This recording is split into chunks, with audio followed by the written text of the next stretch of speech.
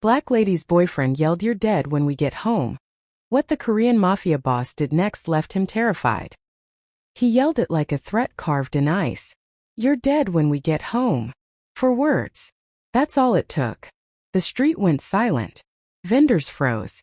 Couples stopped mid-conversation. Because in that moment, on a rain-soaked Seoul street outside a neon-lit nightclub in the Gangnam district, everyone knew they'd just witnessed something they shouldn't have. But what nobody knew, what he didn't know, was that someone else had been watching the entire time. Someone whose presence could silence an entire room with just a glance. Someone whose reputation made grown men disappear. Someone whose name was whispered in the dark corners of Seoul, feared by police, respected by criminals, and utterly unknown to the outside world. And in the next 30 seconds, that man's eyes would lock onto hers and everything would change forever. This is not a story about a mafia boss. This is a story about what happens when darkness decides to protect the light. But before we dive into what happened next, I want to know, where are you watching from right now? Are you at home? On your commute? Maybe you're scrolling between tasks? Wherever you are, hit that subscribe button right now, because this story gets darker and more intense with every passing second. You won't want to miss what happens next. I promise you. Let's rewind. Not just seconds but months. Because to understand why a mafia boss decided to step into this moment, you need to understand her story first. Her name was Zephyra Achebe, 26 years old. Born in Atlanta, Georgia. But she'd never quite fit the mold America wanted to put her in. Too ambitious for some, too independent for others, too herself for people who needed women to be smaller, quieter, less. So when she got a job offer to work as a marketing manager for a tech startup in Seoul, South Korea, a city she'd never been to, speaking a language she didn't know, she packed her bags without hesitation. In her mind, Seoul represented freedom. A place where nobody knew her family's expectations, where nobody cared about her ex-boyfriends or her mother's judgments. A place where she could simply be. And for the first 6 months she did. She learned Korean faster than her colleagues expected. She made friends, real friends, not the surface-level co-workers most expats surrounded themselves with. She fell in love with the city. The way the neon signs reflected in the Han River at midnight. The way street vendors smiled at her even when she mangled their language. The way nobody made her feel like she needed to be less black to belong more Korean. She was living the dream. And then she met Damien. Damien was British. Well-dressed. Charming in that way that colonizers often are. Confident that the world owed him access to everything in it, including people. He worked in finance. Made good money. Knew the right bars, the right clubs, the right people who mattered in Seoul's expat scene. And he decided that Zephyra mattered too. Their first date was perfect. Dinner at a rooftop restaurant overlooking the city. Wine that cost more than her monthly rent in Atlanta. Compliments that made her feel seen in a way she hadn't felt in years. She ignored the small things at first. The way he corrected her pronunciation of Korean words. Not to help her, but to show he knew better. The way he made comments about her hair, her skin tone, her exotic beauty. Words that sounded like compliments but felt like categorization. The way he wanted her at his events but didn't want to be seen with her in certain spaces. The way his eyes would wander to other women when he thought she wasn't looking. Small things. But small things have a way of becoming big things when nobody's watching. 6 months into their relationship, the small things stopped being small. The first time he raised his voice at her, it was over something trivial. She'd been late to a dinner with his colleagues. 15 minutes late, due to a work emergency. He grabbed her arm in the parking garage and whispered threats so vile, so personal, that she actually questioned whether she'd imagined them. She hadn't. The second time, he threw a glass against the wall of his apartment. A warning shot, he called it later. Just to show her what happened when she disrespected him. By the 8th time, she'd stopped counting. And the worst part? Nobody saw it. In public, Damien was the charming British guy who doted on his beautiful black girlfriend. People envied their relationship. Her friends thought she was lucky. Her colleagues said things like, "He clearly adores you." Without seeing the bruises hidden under makeup, without hearing the poisonous words he whispered when nobody else could hear. She told herself it was temporary, that he was stressed, that if she just did things differently, planned better, spoke more carefully, he would change. That's what abusers count on. Not just their victims' love but their hope. And Zephyra had so much hope. If you're watching this and you're in a similar situation, where someone you love makes you feel unsafe, I want you to know something. It's not your fault. And there are people who can help. Stay with me through this story, because what happens next might remind you that you deserve protection. You deserve safety. You deserve to be valued. And please subscribe to this channel, because we're going to tell more stories like this, stories about real people finding their way out of darkness. Subscribe because you might need these stories, or someone you love might. Click that button right now.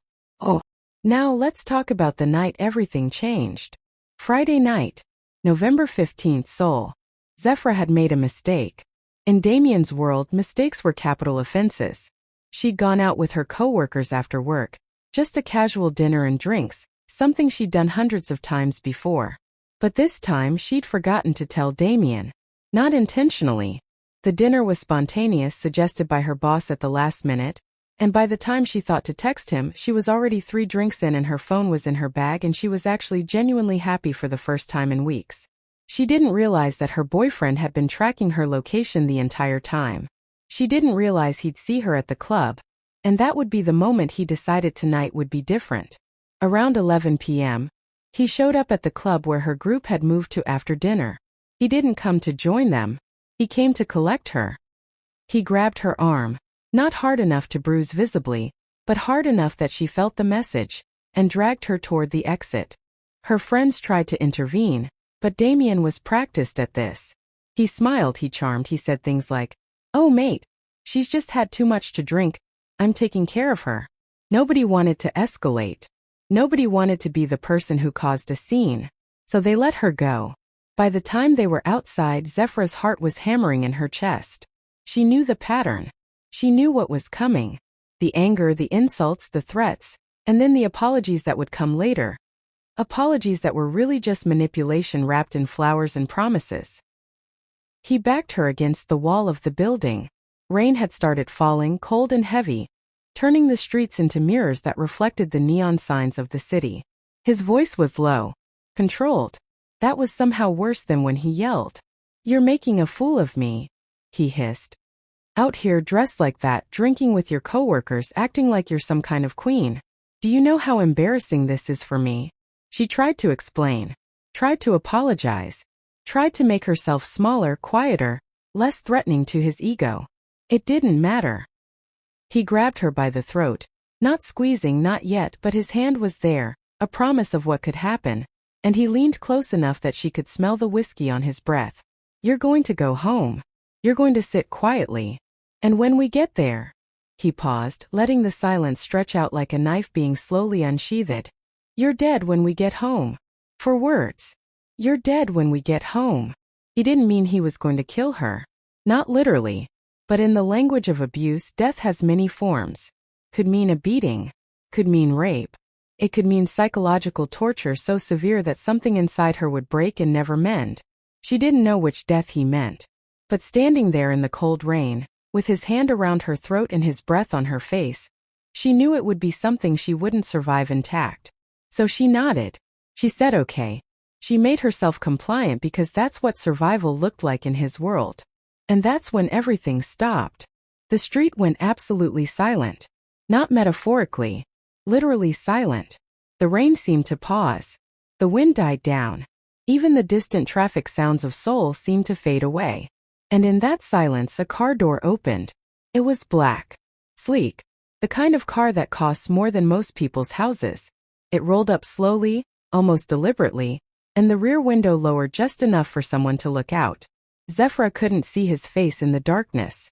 She could only see the silhouette of a man in an expensive suit, watching them with the kind of attention that made Damien's hand drop from her throat immediately. Damien's entire body changed. His aggressive posture collapsed. His chest caved in. His face, which had been twisted with rage, suddenly looked terrified. "Oh God," he whispered. "Oh God, no." The car door opened, and the man stepped out. He was in his 60s, maybe early 70s, gray-haired, with lines on his face that told stories of a life lived in places most people never go. He wore a tailored suit, not the kind from a department store, but the kind that was probably made specifically for him by someone in Milan or London. There was nothing physically intimidating about him. He wasn't particularly tall. He wasn't muscular. He wasn't the type of man who needed to be large to take up space in the world. But when he looked at Damien started shaking. Actually shaking. His teeth were chattering. His hands were trembling. And Zephyra realized in that moment that she was watching a man come face to face with something he understood to be far more dangerous than anything he'd ever encountered. The man didn't say anything. He just looked at Damien for maybe 5 seconds, 10 tops. Then he looked at Zephyra. And in that look, in just that single glance, Zephyra felt something she hadn't felt in months. Absolute, complete safety. Now here's the thing about this moment that matters.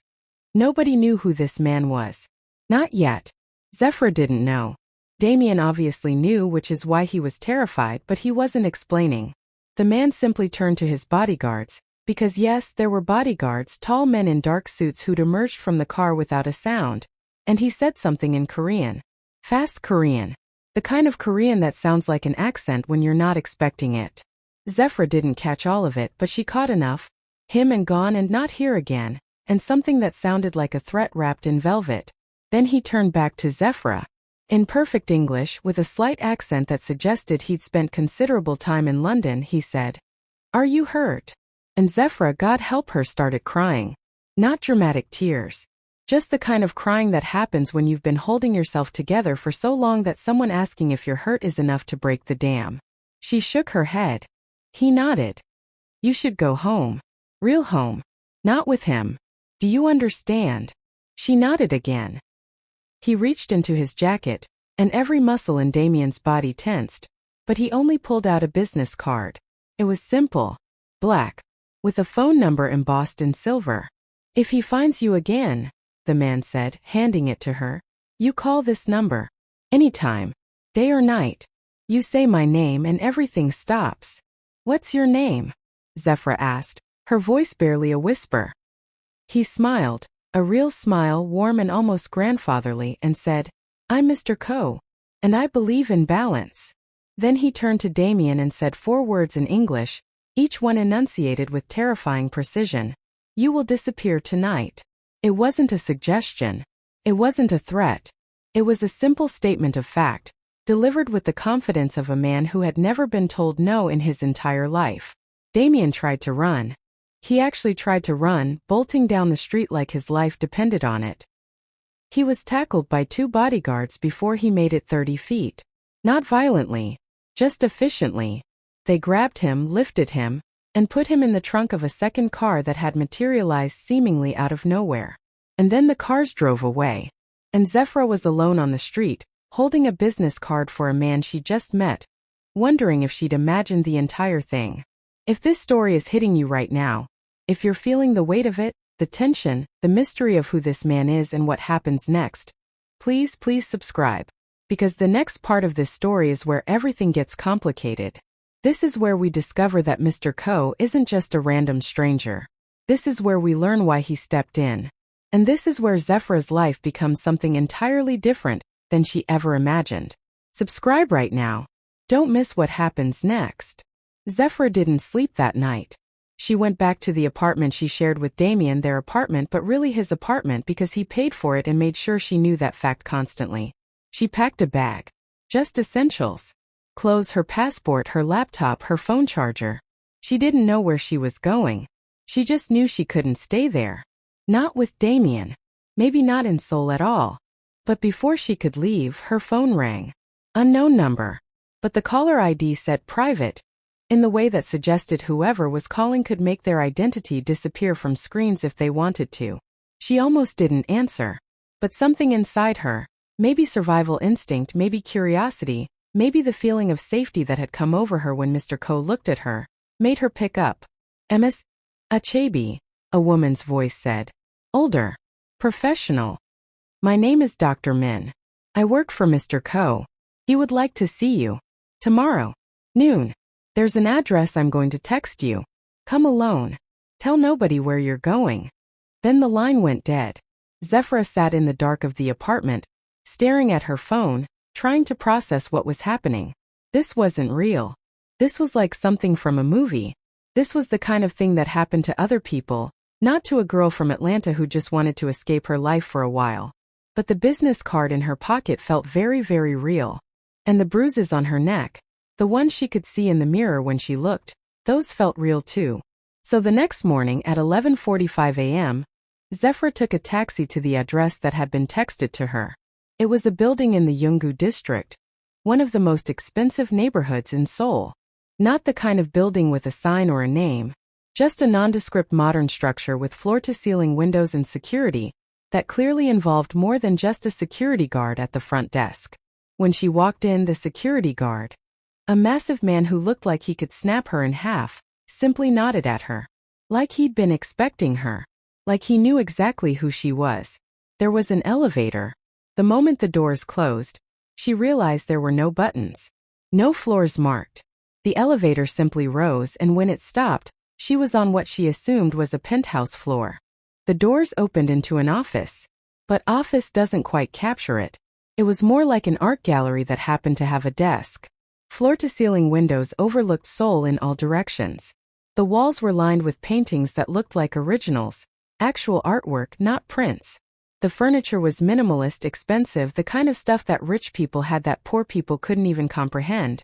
And behind the desk, looking out at the city, sat Mr. Ko. He was dressed differently than he had been the night before. Today he wore a cream-colored sweater and slacks, reading glasses on a chain around his neck. He looked like someone's grandfather. Someone's kind, accomplished grandfather who happened to control significant portions of Seoul's underworld. Ms. Achebe, he said, not looking at her. Please sit. She sat. For a long moment he didn't say anything. He just looked out at the city, his hands folded on the desk in front of him. I have a question for you, he finally said. And I want you to answer honestly. I can always tell when people lie to me. It's a skill I've developed over many years. Okay, Zephyra said, her voice smaller than she wanted it to be. Do you love him? Damien, do you love him? It's a strange question when you think about it. A question that sounds simple but carries so much weight. Zephyra thought about Damien. She thought about the first 6 months when she believed he could change. She thought about all the times she'd made excuses for him, rationalized his behavior, told herself that if she just tried harder, he'd become the man she thought he was. She thought about the fear that had become her constant companion. No, she said. I don't think I do anymore. Mr. Ko nodded, as if she'd confirmed something he'd already known. When I was your age, he said, still not looking at her, I was in love with a woman named Suri. She was beautiful, but more than that, she was kind. She saw good in people that most people couldn't see. One day, her brother asked me to help him with a business problem. A problem that required, let's call it aggressive problem solving. He paused, adjusting his glasses. I helped him. And in helping him, I became this. He gestured around at the office, at everything he was and everything he owned. Suri couldn't accept what I'd become. She left. Married a banker instead. Had 3 children. Lives in Vancouver now. I learned a long time ago that the world is not divided into good people and bad people. It's divided into people who are willing to do difficult things and people who aren't. And sometimes the people willing to do difficult things protect the people who can't protect themselves. Why are you telling me this? Zephyra asked. Because I want you to understand that I'm not a good man. But I'm also not a monster. I'm simply a man who has chosen to use his power in particular ways. And last night when I saw what was happening to you, I made a choice. That choice came with a cost. What cost? Zephyra asked. Damien is gone, Mr. Ko said simply. Not dead. I don't kill people over romantic disputes. But he's been removed from Seoul. He's been removed from Asia, actually. He won't come back. There are people who will make sure of it. Zephyra felt something inside her, something tight and twisted, suddenly loosen. He's been told that if he contacts you, if he even thinks about contacting you, what happened to him last night will be repeated, and it will be significantly worse. He understood the message. Why would you do this? Zephyra asked. For someone you don't even know. Mr. Ko finally turned to look at her. His eyes were dark, tired. The eyes of someone who'd seen a lot of human suffering and never quite gotten used to it. Because I could, he said. Because he deserved it. And because sometimes the universe gives you an opportunity to make something right, and you have to take it. Otherwise, you're complicit in the wrongness. Over the next hour, Mr. Ko told Zephyra about himself. Not everything, he was too careful for that, but enough. His real name wasn't Ko. Ko was a name he'd adopted early in his career. He was originally from Busan, from a fishing family. He'd gotten involved with organized crime in his 20s, partly by choice, partly by circumstance. By his 30s, he'd become valuable enough that people wanted him to lead. By his 40s, he controlled one of the most significant criminal organizations in South Korea. But here's the thing. He wasn't a drug kingpin. He didn't traffic in human beings. He didn't exploit the vulnerable. Instead, he built an empire on something different. On protection. On enforcing a code of honor that most criminals didn't even know existed. He protected small business owners from extortion. He kept the truly violent criminals out of certain neighborhoods. He had arrangements with police that meant people in his sphere of influence didn't have to fear arbitrary violence. He was a criminal, but he was a principled criminal. I understand how that sounds, he told Zephyra. A criminal talking about principles. But you have to understand, the world is already violent. I didn't create that violence. I just decided that I would control its expression. Do you kill people? Zephyra asked directly. He didn't answer for a long time. When necessary, he finally said. When someone is a predator. When someone is actively hurting innocent people. When someone refuses to stop despite being warned. Yes, then I kill them. But I don't do it for profit. I don't do it for revenge. I do it because the system, the legal system, the police system, all of it is too slow and too corrupt to protect people. And sometimes protection requires elimination. It was a strange morality, but as Zephyra listened to him, she realized something. He had more genuine care for human welfare than most of the good people she'd ever known. What happens now? She asked. That depends on you, Mr. Ko said. You can go back to your life. Pretend this never happened. Find someone new, hopefully someone better. Live your life as a free woman. That's the easy choice. And the hard choice? You stay close to me. You work for me. You become part of my world. And in exchange, you'll never have to be afraid again. Nobody will hurt you. Nobody will abuse you. Nobody will touch what's mine. There was something seductive about that offer.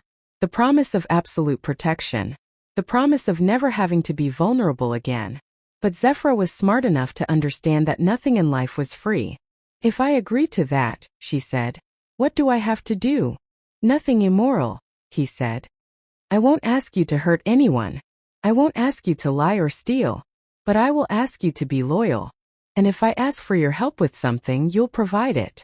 Like what? Like helping me understand Western culture better. Like using your marketing skills to help me with certain business ventures that appear legitimate. Like being someone I can talk to who isn't afraid of me. It was an odd employment offer. But Zephyra realized something in that moment.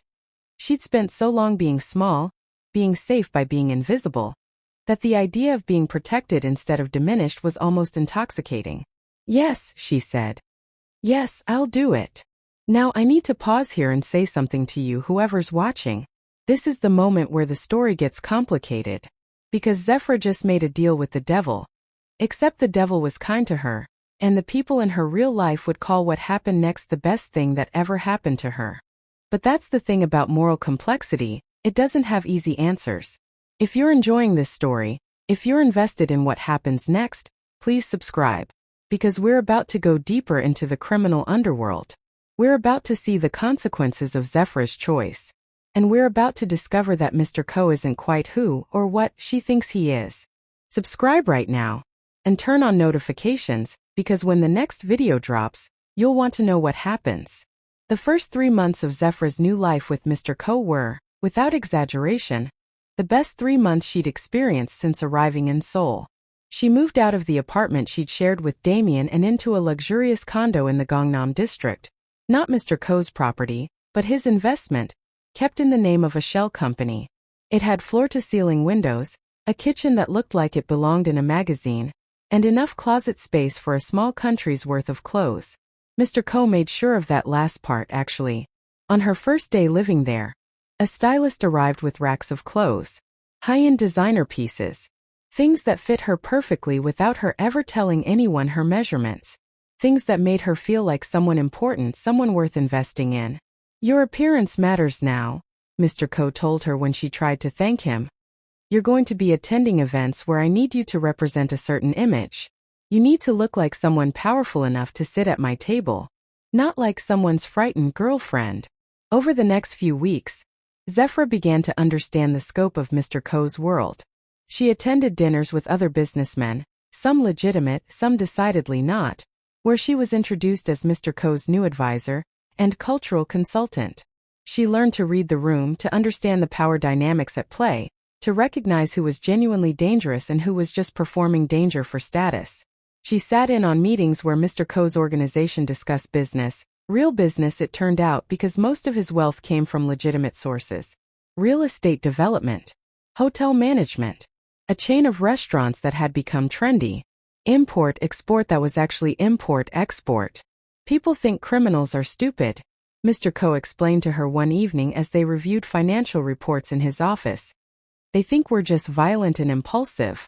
But the truly successful criminals are just businessmen who've decided to operate outside the law. We're more efficient than legitimate businesses because we don't have the bureaucratic overhead. We don't have to answer to shareholders or regulatory boards. We just make decisions and execute them. Zephyra found herself genuinely interested in his work. It was strategic. It was complex. It required intelligence and sophistication. And she was good at it. Within a month, Mr. Ko was asking for her opinion on marketing strategies. Within 2 months, she'd helped him rebrand one of his restaurant chains, resulting in a 40% increase in revenue. By the 3rd month, she was essentially his right-hand woman, the person he trusted with actual decision-making power. She also realized something else. Mr. Ko was lonely. Not in the conventional sense. He had plenty of people around him, bodyguards, employees, business associates. But he didn't have anyone he could actually talk to. Anyone who wasn't afraid of him. Anyone who wasn't trying to manipulate him or use him for their own ends. Zephyra became that person. In the evenings, after business was concluded, they would sit in his office overlooking the Seoul skyline, and he would tell her stories. Stories about his life. Stories about his rise to power. Stories about the woman in Vancouver, Surrey, who he'd never quite stopped loving. Do you ever contact her? Zephyra asked one evening. No, he said. It wouldn't be fair to her. She made her choice. She chose the safe life. I made mine. We're incompatible now. Do you regret it? Choosing this life instead of her? He was quiet for a long time. Every single day, he finally said. But not enough to change. That's the thing about power. Once you have it, going back to being powerless feels like dying. Zephyra understood that better than she expected to. Because here's the thing. She was never powerless again. Within 3 months of joining Mr. Ko's organization, she had money. Real money. Not just a salary but access to accounts, investments, assets. When she walked into a restaurant, people treated her differently. When she spoke, people listened. When she made a decision, people implemented it. She'd gone from being someone's punching bag to being someone people were afraid to cross. And if that came with moral complications, well, she'd made peace with those complications quickly enough. There was an incident about 4 months in that crystallized everything. A businessman, someone who worked in real estate, had been cheating Mr. Ko on a development deal. Skimming money. Lying about expenditures. Standard white-collar crime, but crime nonetheless. When Mr. Ko found out, he did what Mr. Ko did. He handled it. The man's business fell apart overnight. His bank accounts were mysteriously frozen. His partners suddenly wanted nothing to do with him. He was found wandering the streets of Seoul 2 weeks later, having suffered what police called a complete psychotic break. He never recovered. By all accounts, he spent the rest of his life in a psychiatric facility, unable to recognize his own family. Zephyra watched this happen and she realized. Mr. Ko didn't just use violence. He used psychological warfare. He destroyed people from the inside out. And he did it so carefully, so precisely, that there was never any way to trace it back to him. "Why did you tell me about this?" she asked him. "Because I want you to understand what I'm capable of," he said. "And because I want you to understand that I will do this to protect my interests. And now, your interests are tied to my interests, so you're protected. But that protection comes with a cost." "What cost?" "Complicity," he said simply. "You know what I've done. You know what I'm capable of. If you ever try to leave, if you ever try to go to the police, if you ever try to betray me, you'll face the same thing that businessman faced. Worse, actually, because you'd have betrayed me after I showed you kindness." It should have terrified her. Instead, it comforted her, because she understood finally that she was safe. Truly, genuinely safe. Nobody would touch her. Nobody would hurt her. Nobody would lay a hand on her again without consequences that would destroy them. For someone who'd spent the last year living in fear, that was worth almost any price.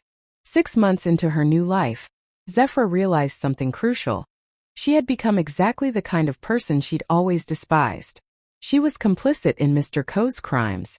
She wasn't committing them herself, but she was enabling them.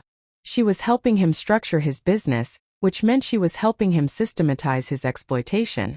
She was profiting from his violence, which made her violent by extension.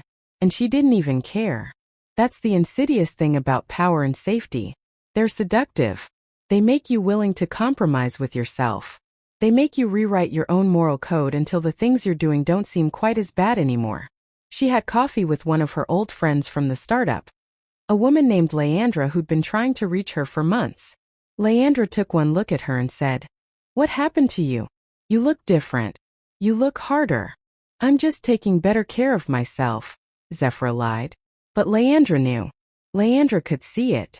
Whatever light had been in Zephyra when they'd first met in Seoul had been replaced with something else. Something colder. Something more calculating. "Is it the guy?" Leandra asked. "Is it Mr. Ko?" Zephyra's entire body went rigid. "How do you know that name?" she asked, her voice flat.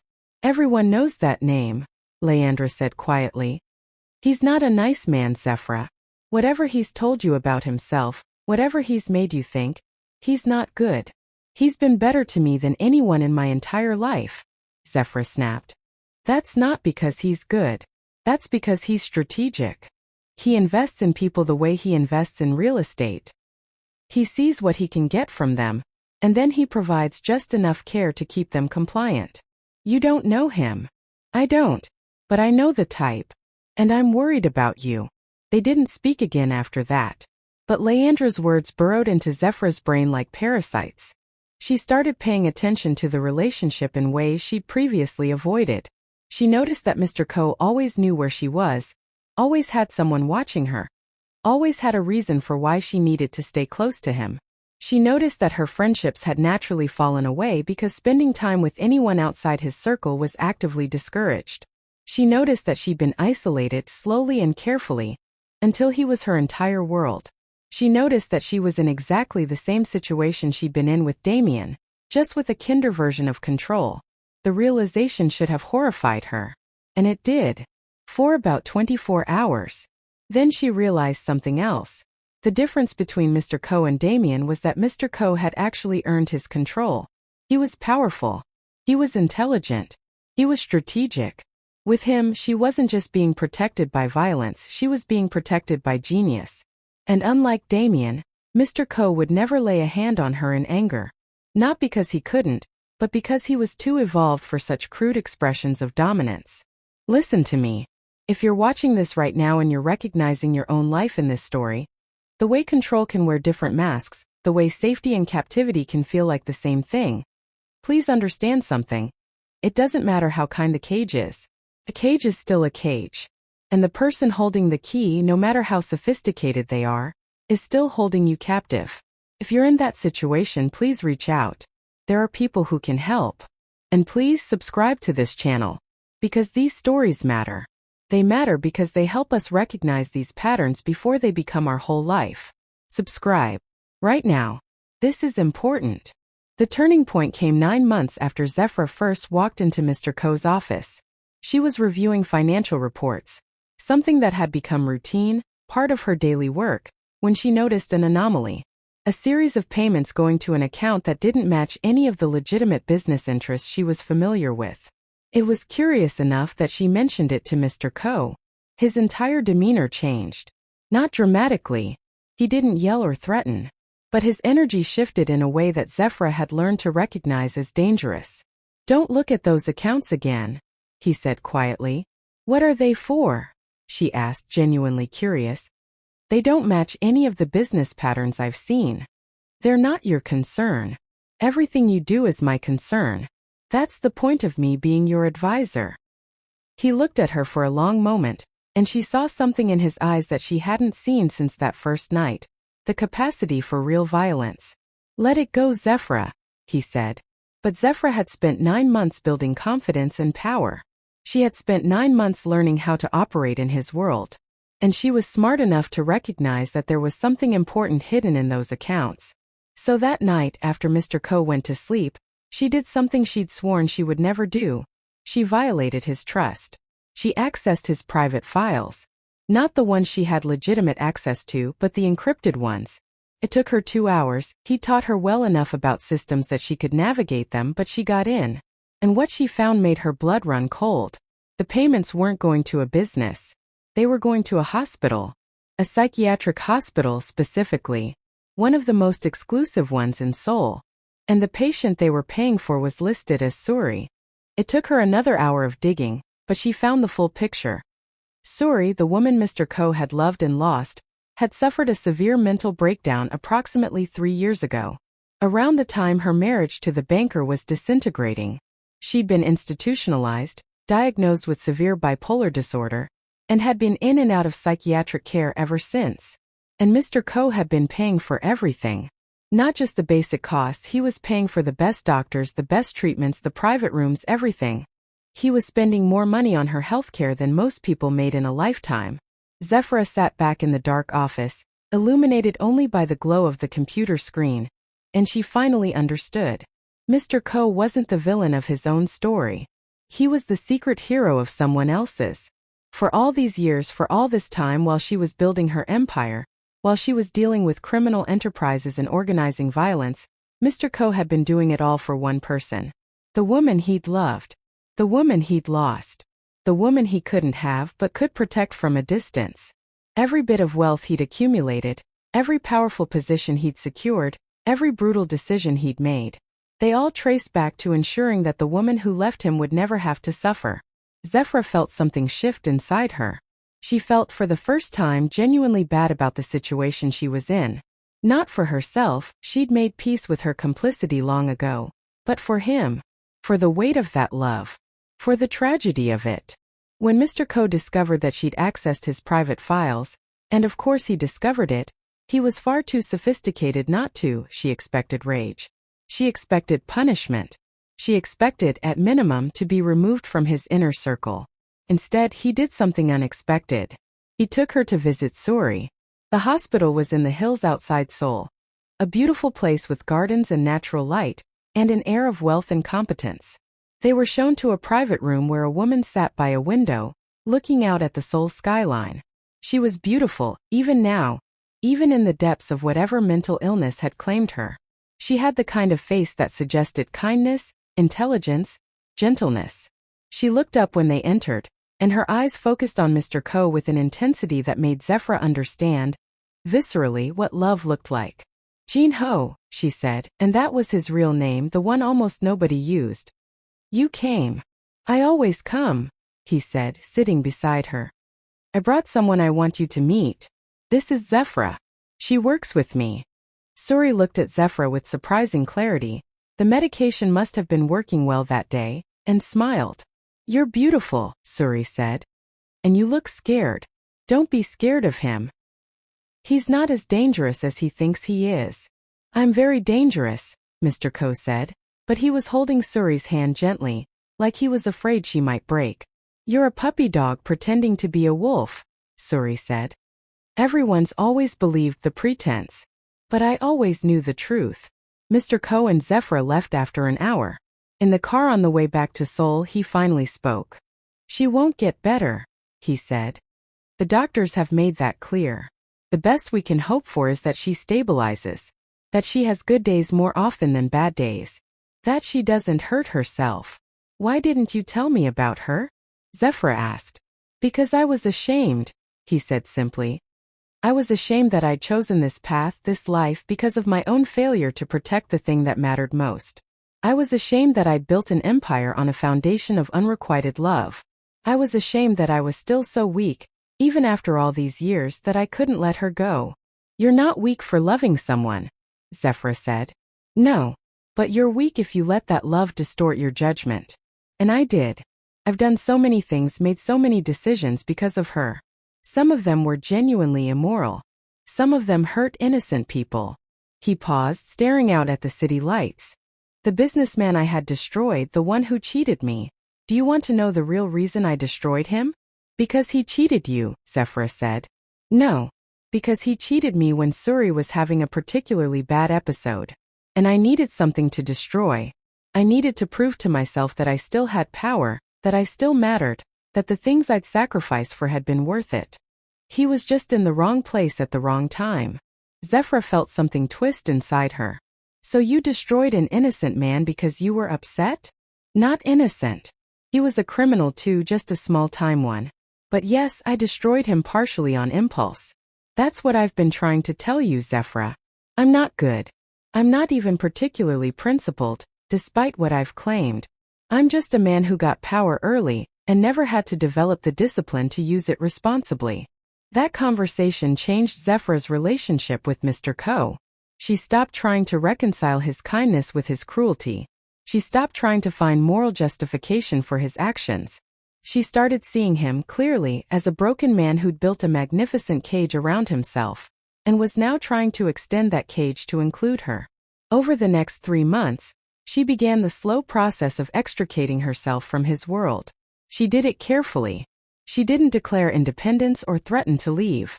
She just slowly, methodically reduced her dependence on him. She moved money into accounts he didn't know about. She reconnected with friends she'd been avoiding. She started making plans that didn't include him. She created space. Mr. Ko noticed. But what he did was surprising. He let her do it. You're leaving, he said one evening, not as a question but as a statement of fact. Yes, she said, no longer seeing the point of lying. I could stop you, he said. Yes, you could. But you won't. Why would I let you go? Because you're not actually a monster. You're just a man who's been hurt and you hurt other people in response. And somewhere inside you, you understand that's not right. He was quiet for a long time. Where will you go? He finally asked. I'm going to start my own business. Marketing consulting. I'll stay in Seoul, but I'll be my own person. I won't be your asset anymore. You were never my asset, he said. I offered you protection. I offered you a place in my world. You could have refused. I could have. But I was vulnerable, and you exploited that vulnerability. Even if you did it kindly. What if I apologize? He asked. What if I say I'm sorry for the control, for the isolation, for not seeing how you were being boxed in? Then I'll accept your apology, Zephyra said. But I'll still leave. I know, he said. The next week, Mr. Ko helped her set up her business. He provided the seed funding, not as a favor but as an investment. He helped her get clients. He used his connections to ensure her success. But he also let her be independent. And in the months that followed, something unexpected happened. They became friends.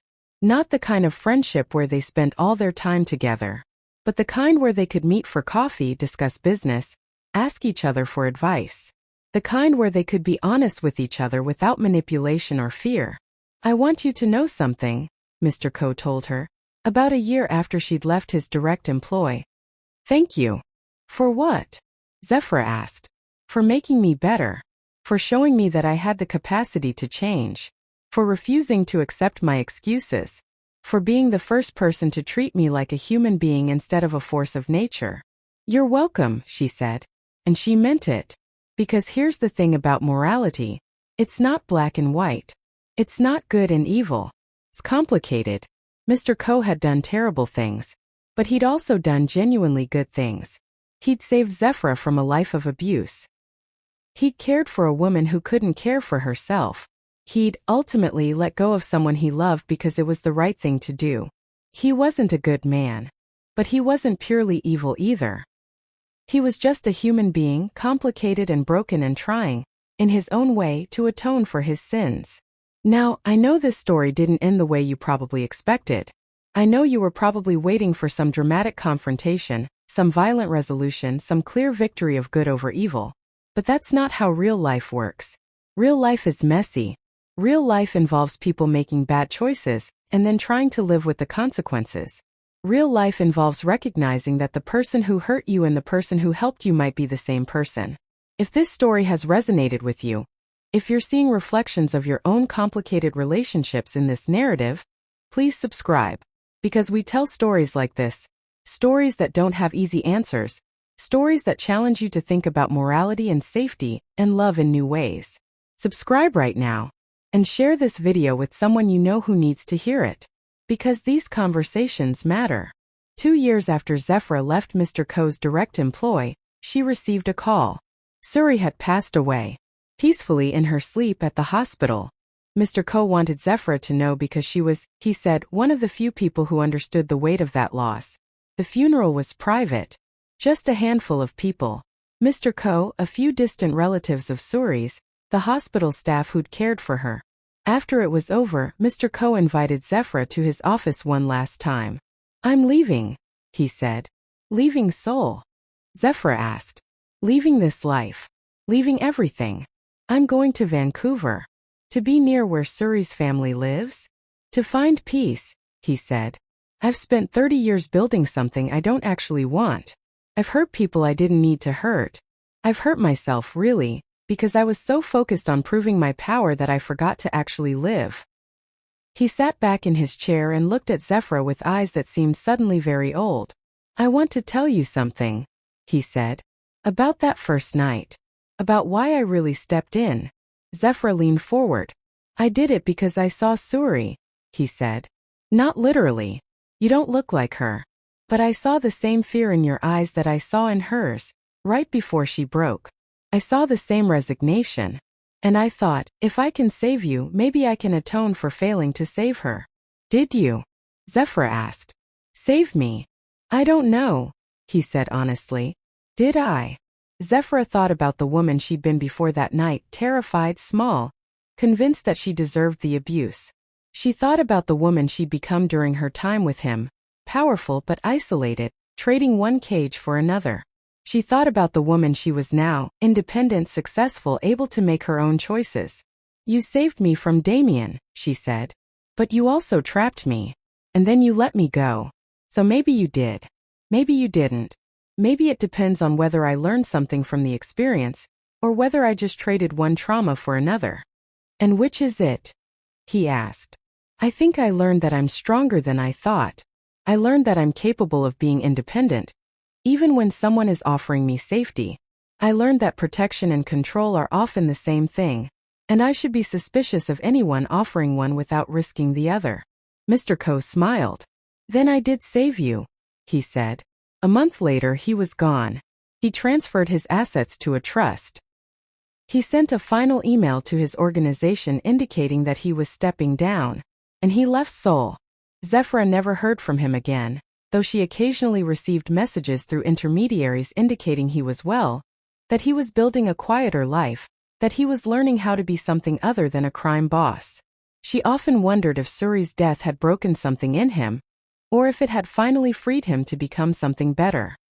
3 years later, Zephyra's consulting business had grown exponentially. She had offices in Seoul and Tokyo. She employed a team of brilliant people. She was recognized as one of the most innovative marketing minds in Asia. She was successful. She was independent. She was safe. And more importantly, she was finally genuinely happy. Not the kind of happiness that comes from external validation or protection or power, but the kind that comes from being fully yourself, making your own choices, and living with the consequences of those choices. She started a foundation to help women escaping abusive relationships. She used her connections, the ones she'd built during her time with Mr. Ko, the ones she'd expanded through her own business success, to create a network of support. She changed lives. Hundreds of them. And sometimes when she was helping a woman who reminded her of her own younger self, she would think about Mr. Ko. Not with gratitude exactly, and not with bitterness either, but with a kind of complicated understanding that he'd been exactly what she needed at exactly the moment she needed it. He'd saved her life. He'd also complicated it in ways she was still working through. But that's what real human beings do for each other sometimes. They save us and wound us simultaneously, and we have to be smart enough to learn from both experiences. Here's what I want you to take away from this story. First, if you're in a relationship that's making you feel small, unsafe, or afraid, that's not love. That's control. And there is help available. You can call the National Domestic Violence Hotline. You can reach out to local shelters. You can tell someone you trust. You are not alone. Second, understand that safety and independence aren't opposites. You can be protected without being trapped. And the moment you feel like the protection is becoming a cage, it's time to leave. Third, recognize that people are complicated. The villain in your story might be the hero in someone else's. That doesn't excuse their behavior. But it does mean that morality is rarely as simple as we want it to be. Try to understand people, but don't lose your own moral compass in the process. And finally, understand that you are stronger than you think you are. You have the capacity to survive impossible situations. You have the capacity to build a life that's entirely your own. You don't need to wait for a mafia boss or a Prince Charming or anyone else to come save you. You can save yourself. If this story has moved you, if it's made you think about your own life and your own relationships and what you truly deserve, then please, for the last time in this video, subscribe. Subscribe because these stories matter. Subscribe because sharing them creates a community of people who understand that life is complicated, that good and evil aren't always clear, and that sometimes the most important thing we can do is tell the truth about our experiences. Subscribe, and then go live your life. Make yourself proud. The world needs you to be strong. It needs you to be free. It needs you to be exactly who you're meant to be. Thank you for watching.